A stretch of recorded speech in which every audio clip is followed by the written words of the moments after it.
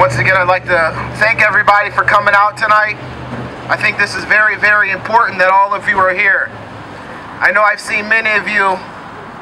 This is probably the second, third, or fourth time that we've been out, and we won't let Derrick's memory just fade away. That we won't let this take away what we have, for some of us, have come to learn about him, and for others had learned through experience with him. I think it's important that we think about one day, generations from now, people will know what the occupation of a cop is. You know, one day children will have to look it up in a dictionary. You know, an armed body of men that are used against one class, against another class. Instead, today, we only have to look back to June 5th to see that the police, armed with guns, batons, tasers, and the training that they receive are used to harass, to subdue us, to intimidate us, to kill us, and to maintain their system of capital. That they can't provide jobs for millions of us. They don't provide us with any kind of an education. What we go to for 8 hours a day, 12 years out of our lives.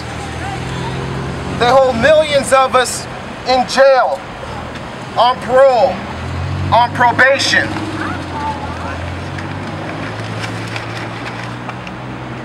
Five of those that they've held in jail or on probation for over 5 years now are 5 Cuban revolutionaries. Many of them that started out like youth and workers like us today, that were simply keeping tabs on counter-revolutionary groups in Miami that had carried out violent attacks against the Cuban Revolution. They were sentenced to 15 years to a double life sentence. They were framed up. They were put in a kangaroo court. But never once did they renounce what they did was wrong. Just like never once will we renounce that being a youth walking from McDonald's to Arco at 8 o'clock at night is wrong.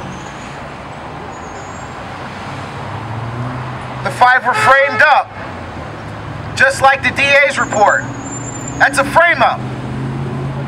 It's a cover-up for what the officer did, what Cabillo did.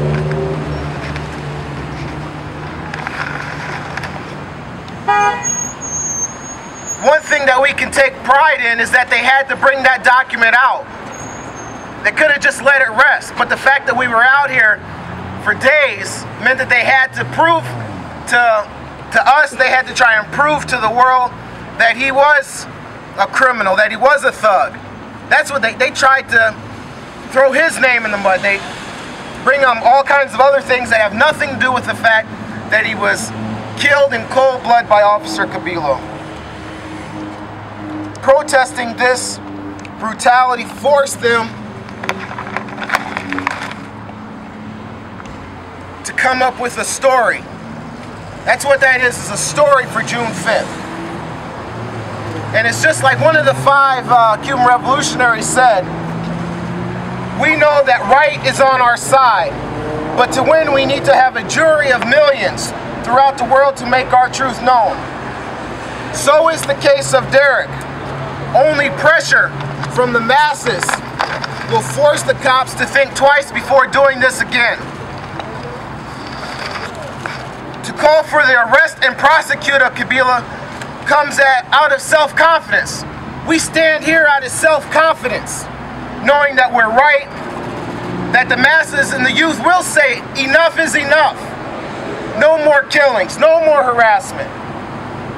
We want every officer out there to feel the pressure of the millions of us that despise their aims to hold us down, to keep us in our places, and to act as judge, jury, and executioner. We have to fight for the day when the word police is something that is found in a Google search. That it's not something that we find in the oppression of our everyday lives. The Socialist Workers candidates, Gerardo Sanchez, Carol Lesnick, and other supporters of the campaign seek to join with others and seek to ask others to join with us as we explain that the Democrats and Republicans are both the parties of the ruling rich. It's their courts, their justice system, and their cops. We must mobilize our own strength independent of the capitalist parties and organize ourselves to politically forge a way for working people.